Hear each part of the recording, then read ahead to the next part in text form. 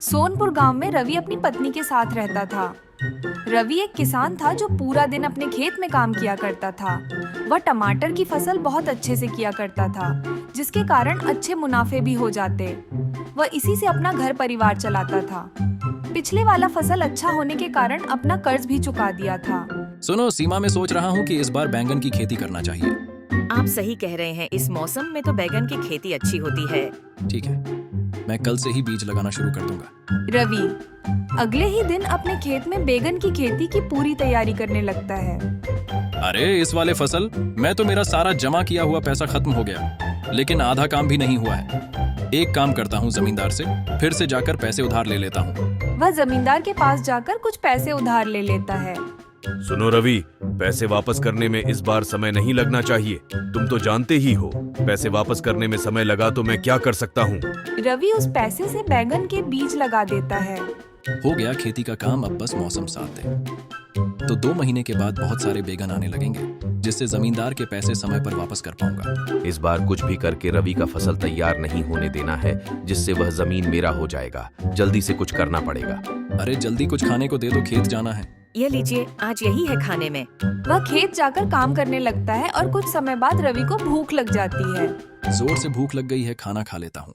वह खाना खाने ही वाला था कि तभी वहाँ एक साधु आ जाता है। अरे बेटा, बहुत भूख लगी है, कुछ है तो खाने को दे दो। मेरे पास तो सिर्फ रोटी और प्याज है, क्या आप इसे खाएंगे? क्यों नहीं, रवि ने कुछ रोटी और प्याज उस साधु को खाने के लिए दिया। तुम्हारा बहुत बहुत धन्यवाद। कभी जरूरत हो तो याद कर लेना, मैं आ जाऊंगा। वह साधु वहाँ से चला जाता है और रवि अपने खेत में काम करके घर चला जाता है। इधर जमींदार जमीन लेने के पीछे पड़ा था। वह अपने आदमी से कहता है, आज रात रवि के खेत जाकर तुम लोग उसके सारे बैंगन खराब कर देना, जिसके कारण वह मेरा पैसा वापस नहीं कर पाएगा और मैं उसका जमीन छीन लूंगा।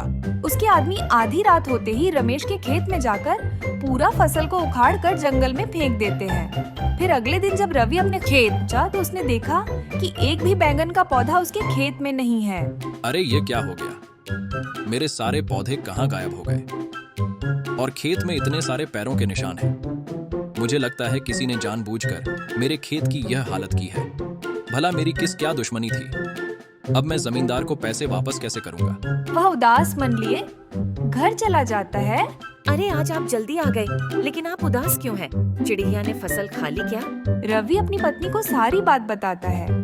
भला हम दोनों से क्या दुश्मनी थी जो हमारे सारे पौधे खेत में से गायब कर दिए? आप पैसे कहाँ से आएंगे? आप तो जानते ही हो, जमींदार की नजर कब से हमारे जमीन पर है। अगर जमींदार को पैसे वापस नहीं किया तो उसे जमीन जमींदार ले लेगा और जिस जमीन से हमारा घर चलता है वह भी नहीं रहेगा। फिर अगले दिन जब रवि अपने खेत में आता है, अरे रवि, तुमने इस बार खेती नहीं की? नहीं मालिक, मैं बैंगन की खेती की थी, पर किसने तो मेरी फसल खराब कर दी। क्या तुम भी सुबह सुबह झूठ बोल रहे हो? कहीं जाकर जुआ शराब पीकर आए होंगे। मेरे पैसे 5 दिन में लौटा दो, वरना तुम्हारी जमीन छीन लूंगा। फिर जमींदार वहाँ से चला जाता है और रवि पेड़ के नीचे बैठकर रोने लगता है।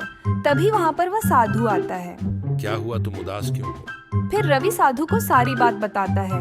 अच्छा, तुम्हारे साथ ये सब हुआ है, तुम चिंता मत करो, सब ठीक हो जाएगा। मैं तुम्हें एक घड़ा देता हूँ। इस घड़े के पानी को तुम अपने खेत में छिड़क देना, जिससे रातों ही रात फसल गल जाएगा। फिर वह साधु वहाँ से चला जाता है। फिर रवि घड़े के पानी को खेत में छिड़क देता है और अपने घर चले जाता है।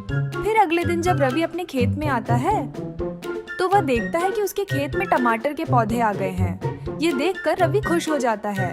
अरे वह इतने सारे टमाटर लगता है। साधु ने जो पानी मुझे खेत में छिड़कने को दिया था, उससे ही ये टमाटर उग गए। वह साधु को धन्यवाद करता है और सारे टमाटर लेकर शहर में जाकर बेच देता है।